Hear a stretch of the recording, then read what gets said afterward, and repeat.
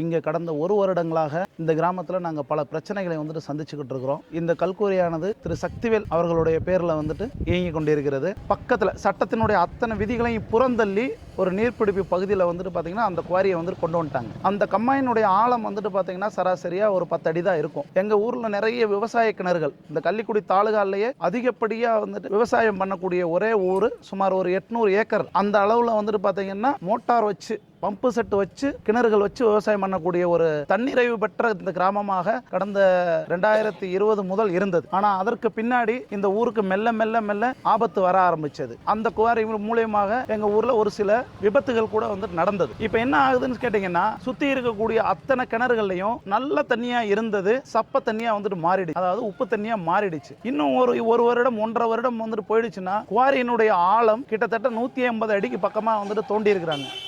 எங்கள் ஊரில் இருக்கக்கூடிய கிணறுகள் எல்லாம் அதிகபட்சமாகவே ஒரு 40 அடி 50 அடி தான் இருக்கும். அப்போ 8 ஊருக்கு மூலாதாரமாக இருக்கக்கூடிய இந்த கம்மாயினுடைய நீரானது அத்தனையும் பார்த்தீங்கன்னா அந்த குவாரியினுடைய கிடங்குக்குள்ள போயிடும். அப்போ இந்த 8 கிராமத்தையும் சேர்த்து சுமார் 15,000 மக்கள் வாழ்ந்துகிட்டு இருக்கிறாங்க. இவங்க எப்படி வருங்காலத்தில் வாழ முடியும்?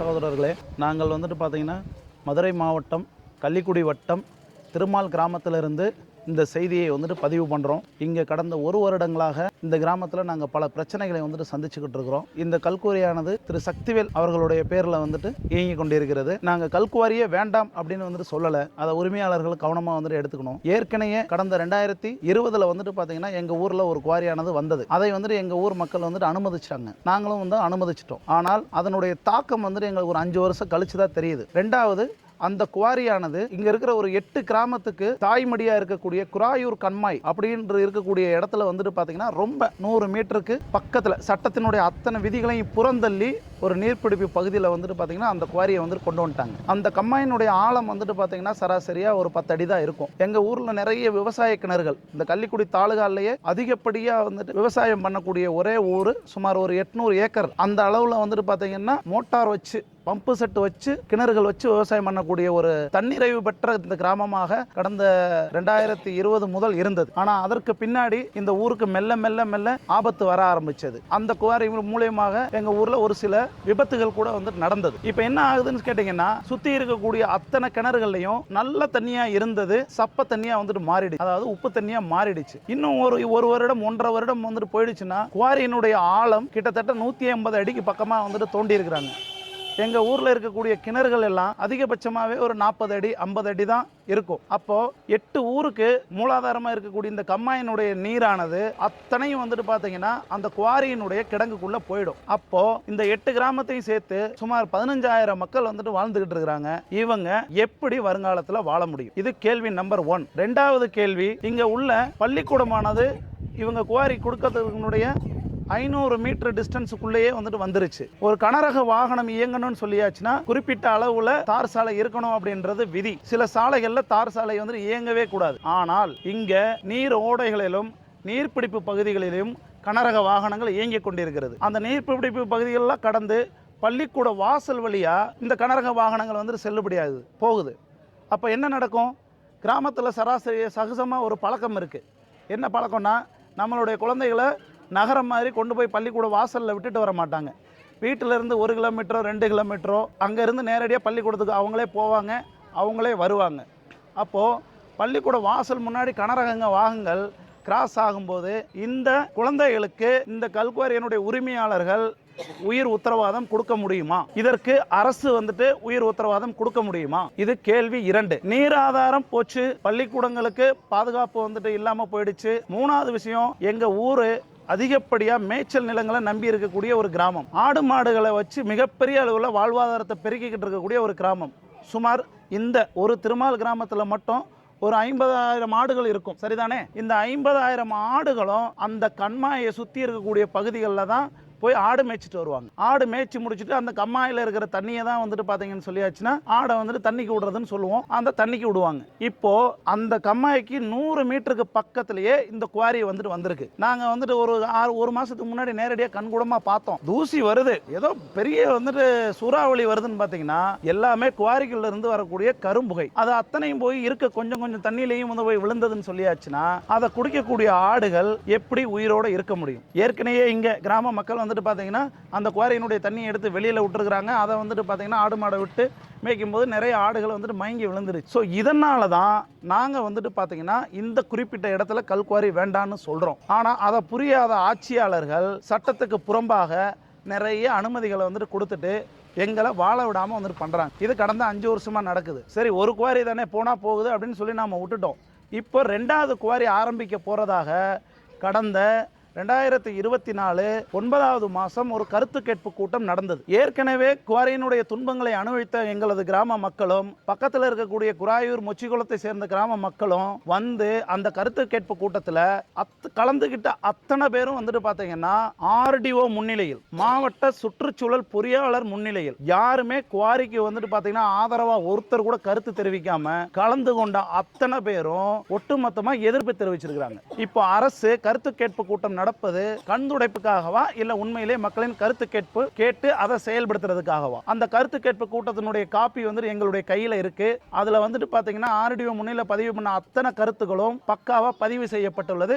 அது அரசினுடைய வலைத்தளங்களிலும் இருக்கிறது. இது முதல் கட்ட அறப்போராட்டத்தின் வழியாக நாங்கள் பதிவு பண்ண முதல் எதிர்ப்பு. 2வது எதிர்ப்பு 20ஆம் தேதி, அதே மாதம் 18ஆம் தேதி கருத்து கேட்பு கூட்டம் நடந்தது. 20ஆம் தேதி 150 நபர்களை திரட்டி இதுக்கு முன்னாடி மாவட்ட ஆட்சியராக இருந்த திரு சங்கீதா ஐஏஎஸ் அவர்களிடம் 150 பேர் கொண்டு விவசாயிகள் குறைதீர்ப்பு கூட்டத்தில் மனு கொடுத்தோம். அவங்க இதை கண்டிப்பாக பரிசீலனை பண்ணுறோம், உங்களுடைய வாழ்வாதாரத்தை கண்டிப்பாக நாங்கள் பாதுகாப்போம் அப்படின்னு சொல்லியிருந்தாங்க. ஆனால் அதற்கப்போ பார்த்தீங்கன்னு சொல்லியாச்சுன்னா அவங்களுடைய உத்தரவாதமும் மீறப்பட்டு விட்டது. 2வது விஷயம், சட்டப்பூர்வமாக நாம அணுகலாம் அப்படின்னு சொல்லிட்டு இங்க இருக்கிற அத்தனை கிராம மக்களும் கிராம சபை கூட்டத்தில் அக்டோபர் 2, 2024 அந்த தேதியில பார்த்தீங்கன்னா ஒட்டுமொத்த மக்களும் கூடி ஒரு கிராம சபை தீர்மானம் நிறைவேற்றுறாங்க. என்னன்னு சொல்லி, எங்களுக்கு இந்த கிராமத்தில் கல்குவாரி கண்டிப்பாக வேண்டாம். ஒரு தன்னிறைவா விவசாயத்தினுடைய வாழ்வாதாரமா இருக்கக்கூடிய இந்த குவாரியில, இந்த கிராமத்தில் மறுபடியும் ஒரு குவாரி இல்ல மறுபடியும் குவாரியை அனுமதிச்சீங்கன்னா எப்படி வாழ்றது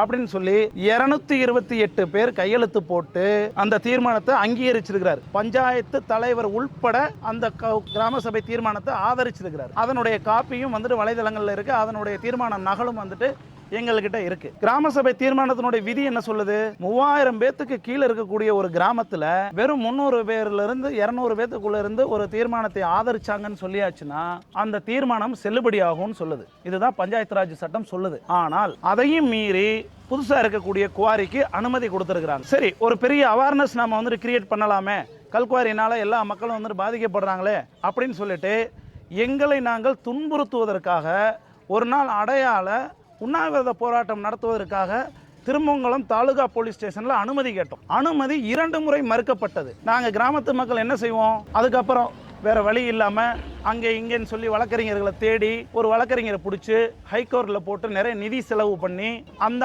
உண்ணாவிரதத்துக்கும் அனுமதி வாங்கணும். ஒரு நாள் முழுவதும் திருமங்கலத்தில் இங்கிருந்து 200ல இருந்து 250 நபர்களுக்கு மேற்பட்டு அவங்களுடைய வேலையெல்லாம் கெடுத்து போய் உண்ணாவிரதம் இருந்துட்டு வந்தாங்க. அதுல நானும் அடங்குவேன். அப்போ அந்த உண்ணாவிரத பந்தல்ல கலெக்டர் அலுவலகத்திலிருந்து டெப்டி தாசில்தார் மைன்ஸ் டிபார்ட்மெண்ட்ல உள்ள டெப்டி தாசில்தார் திரு சிங்காரவேலன் அவர்கள் வந்து ஒரு உறுதிமொழி கொடுத்தார். எந்த ஒரு கிராமத்திலையும் மக்கள் எதிர்ப்பு அதிகமாக இருந்ததுன்னா சட்டத்தினுடைய விதி பிரகாரம் அனுமதி மறுக்கப்படும். உங்களுடைய கிராமத்திற்கு கல்குவாரி அனுமதி கண்டிப்பாக கொடுக்க மாட்டாங்க. அதனால நீங்க வந்துட்டு அதுக்கான வாய்ப்புகளே கிடையாது. நீங்க வந்துட்டு பாத்தீங்கன்னா தயவு செய்து நல்லபடியா கலைஞ்சு போங்க அப்படின்னு சொல்லி அன்றைய மாவட்ட ஆட்சியர் திருமதி சங்கீதா தலைமையில் இருக்கக்கூடிய நிர்வாகத்தில் ஒரு டெப்டி தாசில்தார் வந்துட்டு நமக்கு வாக்குறுதி கொடுத்தார். இத்தனை அறவழியிலையும் நாங்கள் வந்துட்டு போராடியாச்சு. ஒட்டுமொத்த மக்களுடைய எதிர்ப்பையும் வந்துட்டு கொடுத்தாச்சு. என்னென்ன சட்ட விதிகள் இந்த கல்குவாரி மூலம் மீறப்பட்டுன்றதையும் நாங்கள் வந்துட்டு மாவட்ட சுற்றுச்சூழல் பொறியாளர் தலைமையிலையும் வந்துட்டு சொல்லியாச்சு. இது எல்லாத்தையும் மீறி கடந்த 2025 4வது மாதத்தில் அனுமதி கிடைக்கப்பட்டது அப்படின்னு சொல்லி எங்களுக்கு ஒரு கடிதம் வருது. கடிதத்தில் என்ன சொல்றாங்க? ஆர்டிஓ தலைமையிலையும் மாவட்ட சுற்றுச்சூழல் பொறியாளர் தலைமையிலையும் நாங்கள் ஒரு தீர்மானம் நிறைவேற்றுறோம், கருத்து கேட்பு கூட்டம் கொடுக்குறோம். இங்க வந்துட்டு பயங்கரமான எதிர்ப்பு இருக்கின்றதை அவங்களும் கண்கூட பார்க்குறாங்க. ஆனால் எங்களுக்கு வந்த கடிதத்தில் என்ன சொல்றாங்க? உங்க ஊர்ல கிராமத்தினுடைய விஏஓ வந்துட்டு பார்த்தீங்கன்னு சொல்லியாச்சுன்னா கிராம மக்களிடம் என்கொயரி பண்ணுனா அங்க எந்தவித ஆட்சேபனையும் இல்லை அப்படின்னு சொல்லி அறிக்கை கொடுத்துருக்கிறாரு.